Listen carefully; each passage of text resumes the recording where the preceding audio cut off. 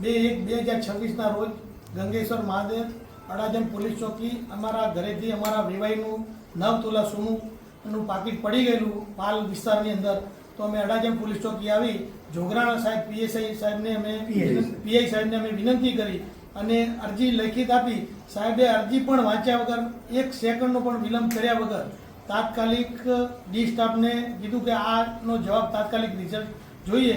પૂરો સ્ટાફ કમસે કમ 2:15 વાગ્યાથી બપોરે લાગેલો, રાત્રે 1 વાગ્યા સુધી સાહેબે મહેનત કરી અને આ વસ્તુ અમને અમારા વેવાઈની પરત કરાવી. એ બદલ અમે અડાજણ પોલીસ ચોકી, ગંગેશ્વર મહાદેવ અને જોગરાણા સાહેબનો અને સીસીટીવી કેમેરાના આધારે મદદથી પૂરો ડી સ્ટાફ કામે લાગી ગઈ અને તનતોડ મહેનત કરી અને આ વસ્તુ સુપ્રત કરેલ છે.